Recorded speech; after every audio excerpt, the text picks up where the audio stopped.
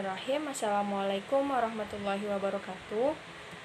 Alhamdulillahirabbil alamin. Puji syukur atas kehadiran Allah Subhanahu wa taala yang telah melimpahkan rahmat dan karunia-Nya kepada kita. Shalawat dan salam kepada Nabi besar Muhammad sallallahu alaihi wasallam. Perkenalkan, nama saya Fadila Ramadan dengan NIM 22002095. Saya dari jurusan Administrasi Pendidikan, Fakultas Ilmu Pendidikan, Universitas Negeri Padang. Tujuan pembuatan video ini adalah untuk memenuhi tugas mata kuliah Kepemimpinan Pendidikan dengan dosen pengampu yang terhormat Bapak Dr. Hanif Al-Qadri MPD. Di video kali ini saya akan menjelaskan materi mengenai fungsi, peran, dan tugas-tugas kepemimpinan.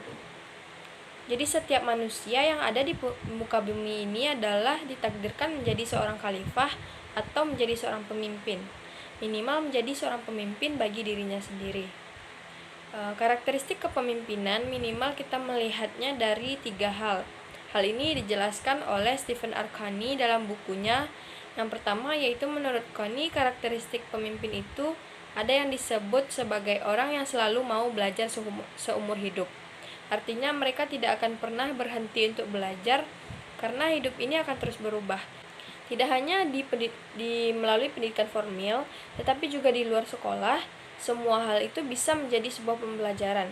Semua akan bisa menjadi hal yang kritis dan masukan untuk siapapun yang berada dalam kategori atau karakteristik pemimpin yang berusaha seumur hidupnya untuk belajar. Contohnya belajar melalui membaca, menulis, melakukan observasi, bahkan melakukan observasi sekecil apapun, kita akan melihat sebuah kejadian.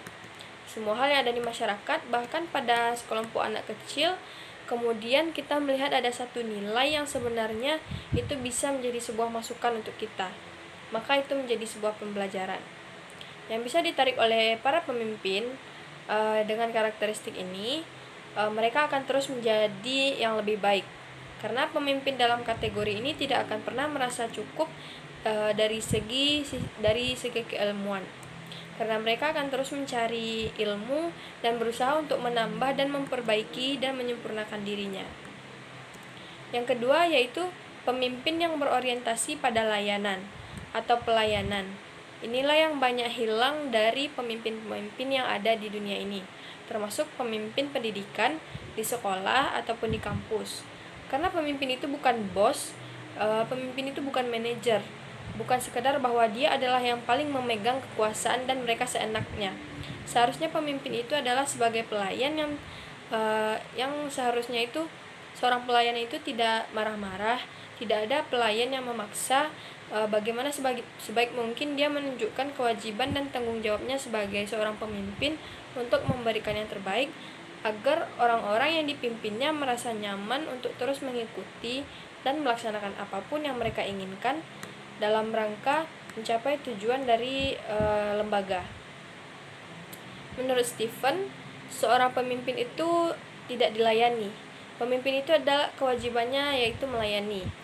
Jadi jika ini terjadi, dunia ini akan damai karena bertemu dengan pemimpin-pemimpin yang tahu dengan tanggung jawab dan terus memberikan layanan yang terbaik untuk mereka-mereka yang dipimpinnya. Maka akan sulit mencari pemimpin yang seperti ini. Sebab prinsip pemimpin dengan melayani itu berdasarkan karir sebagai tujuan utama dan memberikan layanan. Pemimpin dalam karakteristik ini selalu punya prinsip pada pelajaran-pelajaran yang baik untuk memberikan sebuah kenyamanan sebagai bentuk pertanggungjawabannya karena dia sudah dipercaya sebagai seorang pemimpin kepada semua orang. Karakteristik pemimpin jenis ini, dia mempunyai kewajiban untuk melayani, bahwa posnya adalah orang-orang yang memilihnya. Tapi yang terjadi saat ini malah sebaliknya. Seorang pemimpin malah meminta untuk dilayani dan lupa dengan kewajibannya sendiri. Dan yang ketiga, dari buku yang diciptakan oleh Stephen, ada karakteristik pemimpin yang disebut sebagai pemimpin yang membawa energi positif bagi lingkungannya, bagi lembaganya, bagi orang-orang yang di sekitarnya, atau bagi siapapun yang dipimpinnya.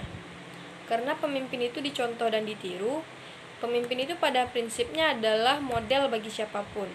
Dia menjadi role Apapun tindakannya, perbuatannya, kata-katanya, itu akan menjadi contoh untuk siapapun di lingkungannya.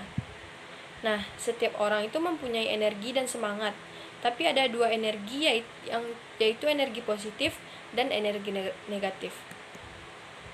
Di kondisi yang sekarang ini banyak kehadiran pemimpin ketika seorang pemimpin itu tidak ada, malah orang-orang di sekitarnya terasa nyaman, dan ketika pemimpin itu hadir malah memberikan dampak yang negatif bagi orang-orang yang bekerja menjadi tidak nyaman. Menggunakan energi positif didasarkan pada keikhlasan atau ikhlasnya seseorang dan keinginan mereka untuk mendukung kesuksesan orang lain. Istilahnya yaitu senang melihat orang senang dan menciptakan kondisi-kondisi yang membuat orang lain bahagia. Jika kita mencoba untuk mengkolaborasikan, seharusnya seorang pemimpin itu memiliki 3 karakteristik hebat ini. Dan apa yang telah dijelaskan oleh Stephen Covey dalam bukunya, yang pertama itu pemimpin seharusnya melayani, yang kedua pemimpin itu karakteristiknya selalu belajar seumur hidup dan tidak akan pernah berhenti karena selalu merasa kekurangan dalam ilmu, dan yang ketiga pemimpin itu ikhlas untuk membawa energi positif bagi lembaganya atau bagi siapapun yang ada di lingkungannya. Sekarang kita lihat apa sebenarnya fungsi dari adanya seorang pemimpin di suatu lembaga. Fungsi kepemimpinan itu memiliki 2 aspek yang utama. Yang pertama, fungsi administrasi, dan yang kedua, fungsi manajemen puncak. Yang pertama, fungsi administrasi artinya adalah pemimpin itu seharusnya mempunyai formulasi maupun membuat berbagai macam aturan atau kebijakan, kemudian menyediakan berbagai fasilitas atau kebijakan itu untuk mereka-mereka yang dipimpin dalam hal bekerja, dalam hal melakukan apapun di lembaganya. Yang kedua, fungsi manajemen puncak. Ini alirannya itu berdasarkan kekuasaan, meliputi perencanaan, pengorganisasian, pengawasan. Artinya minimal mereka mempunyai 4 hal secara umum menjalankan fungsi dari manajemen, yaitu planning, organizing, actuating, dan controlling. Atau bahasa yang paling terkenal itu adalah POAC atau POAC. Bagaimana dia merencanakan, bagaimana dia mengorganisasikan, bagaimana sebagai seorang pemimpin dia harus menggerakkan atau actuating, dan terakhir bagaimana dia mempunyai kewajiban untuk terus mengontrol lembaganya, orang-orang yang bekerja agar sesuai dengan role, agar sesuai dengan pencapaian dari tujuan organisasi, agar mereka yang ada di lembaganya merasa senang, bahagia untuk bekerja dan menunjukkan karya terbaik mereka. Yang ketiga, fungsi instruktif, fungsi konsultatif, karena memang pemimpin dapat menggunakan fungsi ini untuk sebagai sumber atau tempat konsultasi atau bertanya bagi para karyawan, anggotanya, atau bagi siapapun yang ada di lembaganya untuk mencari tahu dan mendapatkan solusi dan mendapatkan jawaban. Begitu juga dengan fungsi partisipatif, fungsi delegatif, dan fungsi pengendalian. Artinya ini sama dengan fungsi manajemen puncak tadi, akan punya kaitan yang lebih besar kepada fungsi-fungsi manajemen.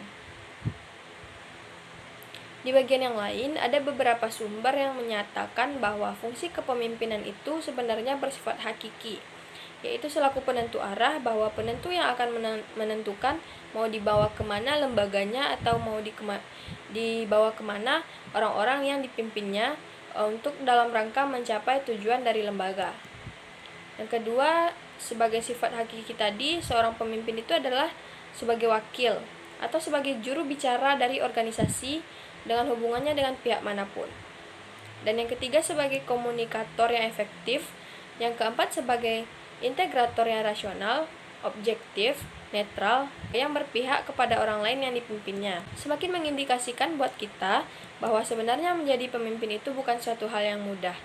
Bahkan kalau kita boleh jujur, berarti kita akan sebagai pemimpin kita akan kekurangan waktu untuk memikirkan banyak orang yang akan kita pimpin.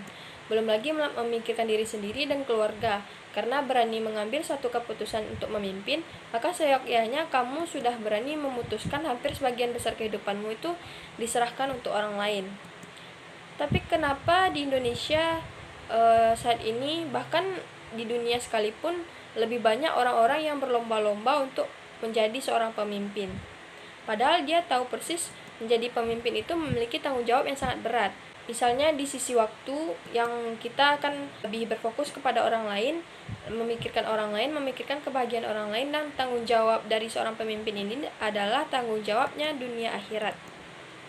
Indikasi untuk menjadi pemimpin itu adalah satu hal yang berat.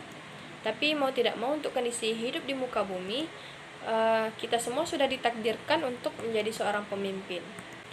Menjadi seorang pemimpin itu seyogyanya kita akan membantu masyarakat untuk menetapkan tujuan. Kalau untuk kepemimpinan pendidikan berarti untuk menetapkan tujuan dari pendidikan. Apa kegiatan yang akan dilakukan untuk membantu masyarakat, membantu guru, membantu siswa, semua. Jadi kita menyebutnya membantu masyarakat menetapkan tujuan dari pendidikan.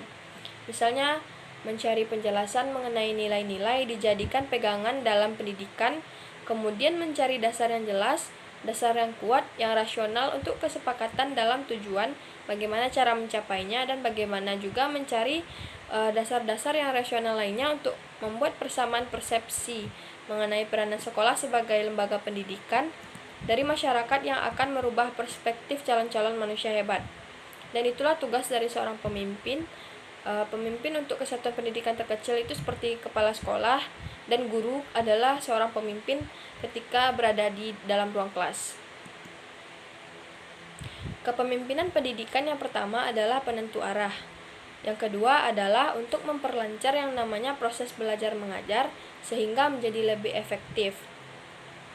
Macam-macam tugas yang seringkali kita lupakan, bahwa menjadi pemimpin itu mempunyai kewajiban untuk kita memperbaiki pembelajaran yang dilakukan semua pemimpin di sekolah, kepala sekolah, guru, siapapun yang secara konsekuensi mempunyai tanggung jawab moral sebagai leader, kemudian memberikan penjelasan, menyusun konsep yang baik untuk perubahan, menjadikan proses demi proses belajar sebagai pusat usaha untuk menjadikan manusia-manusia tadi menjadi orang-orang yang diterima di masyarakat. Yang ketiga untuk kepemimpinan pendidikan adalah perannya menyusun kesatuan organisasi kependidikan itu menjadi organisasi yang produktif. Kegiatan-kegiatan yang mungkin dapat dilakukan oleh pemimpin-pemimpin pendidikan di sekolah adalah mulai dari bagaimana merencanakan secara bersama-sama untuk menjadikan organisasi ini menjadi organisasi yang lebih bermanfaat, lebih produktif, mengusulkan mencari kesempatan mengenai struktur organisasi yang lebih efektif, kemudian mencari penjelasan dan penerimaan peran perorangan atau bagian-bagian yang ada di sekolah agar bekerja sedemikian rupa demi peserta didik. Jadi orientasi yang menjadi bosnya dari setiap lembaga dan perguruan tinggi itu bukan pimpinannya. Bosnya adalah bagaimana melayani agar siswa atau mahasiswa bisa mendapatkan sesuatu yang mereka inginkan. Perlu diketahui dan diingat bahwa pemimpin adalah pelayan yang wajib dilayani adalah orang yang memiliki kekuasaan tertinggi. Kalau sebuah bangsa yang memiliki kekuasaan tertinggi adalah masyarakat atau rakyat, sedangkan kalau di sekolah adalah siswa, dan kalau di kampus adalah mahasiswa. Yang keempat adalah mengkreasikan iklan perkembangan dan kesempatan tumbuhnya kepemimpinan yang positif atau yang baik. Beberapa kondisi yang perlu untuk perkembangan profesional, misalnya yang pertama, guru-guru itu harus merasakan bahwa ada sense of belonging, bahwa suasana sekolah memungkinkan kreativitas. Jadi kalau kita sudah merasakan sekolah sebagai punyanya kita, maka akan muncul rasa memiliki yang tinggi, sehingga kreativitas dan daya pikir adalah untuk sekolah. Kemudian setiap guru seharusnya ketika memiliki ini memungkinkan mereka untuk mengembangkan kreativitas, melakukan berbagai macam percobaan, berbagai macam penelitian, pengabdian dan juga penjabaran kecakapan dan juga bakat mereka masing-masing, sehingga ini layak untuk diguguh dan ditiru oleh siswa. Begitu juga dengan dosen-dosen di perguruan tinggi. Guru-guru juga kalau kita lihat yang menghadapi kesulitan dalam mengajar harus merasa bebas untuk meminta bantuan kepada pimpinan yang lebih tinggi, yaitu kepala sekolah. Nah, inilah yang disebut sebagai organisasi yang kreatif organisasi yang produktif, mengkreasikan perkembangan dan kesempatan tumbuhnya kepemimpinan-kepemimpinan positif yang lain. Dan yang terakhir adalah menyediakan sumber-sumber yang baik. Nah, dalam setiap sekolah atau lembaga pendidikan manapun, termasuk kampus, ada potensi dan sumber yang bermanfaat untuk perkembangan pendidikan. Kepemimpinan pendidikan belum bisa dan belum dapat dipandang efektif jika staf sekolah, staf kampus, jika keseluruhan mereka memiliki tanggung jawab di sekolah itu belum menyadari potensi dan sumber yang terdapat di lingkungan pendidikan, di lingkungan kampus atau sekolah. Di samping itu, sekolah atau kampus juga tidak akan berkembang tanpa bantuan dari sumber-sumber itu. Yaitu sumber itu bisa dari dalam maupun sumber dari luar. Itu dikreasikan dan dikombinasikan dan dibuat menjadi produktif, dan sumber itu banyak yang kita sebut sebagai 7M, yaitu man, money, method, machine, material, market, dan minute. Dan untuk materi terakhir yang akan saya jelaskan adalah yang pertama, menurut pendapat dari Henry Mintzberg, peran kepemimpinan itu terdiri atas 3. Yang pertama, peran hubungan perorangan, artinya adalah bagaimana case to case fungsinya sebagai pemimpin itu bisa dicontoh membangun tim hubungan, hubungan antara pemimpin dan bawahan, hubungan dengan kelompok tertentu, dan pemimpin itu menjadi seorang pelatih, menjadi direktur, menjadi seorang mentor, tempat konsultasi untuk siapapun yang ingin perkembangan diri, memunculkan skill yang baik demi lembaganya. Yang kedua, fungsi peran informal, yaitu sebagai monitor, penyebar informasi bahwa pemimpin atau kepala sekolah atau kalau di lembaga yang lebih tinggi seperti di kampus, ada rektor, dekan, ketua jurusan, mereka berfungsi sebagai juru bicara atas dari lembaganya. Yang ketiga, peran pemimpin adalah membuat keputusan. Maka kita menyebutnya leadership is decision making. Orang yang membuat keputusan dengan cepat dan matang dan mempunyai dampak yang positif bagi lembaganya, maka disebut sebagai pemimpin masa depan. Fungsinya yaitu membuat keputusan itu berfungsi sebagai pengusaha, penahanan gangguan atau problem yang terjadi di lembaganya, sumber alokasi, negosiator, dan sebagainya. Dan segala hal dia adalah membuat keputusan. Jadi kesimpulannya, untuk menjadi seorang pemimpin itu tidaklah mudah. Sekian materi yang dapat saya sampaikan. Apabila ada kesalahan, saya mohon maaf. Saya akhiri dengan billahi taufiq wal hidayah. Assalamualaikum warahmatullahi wabarakatuh.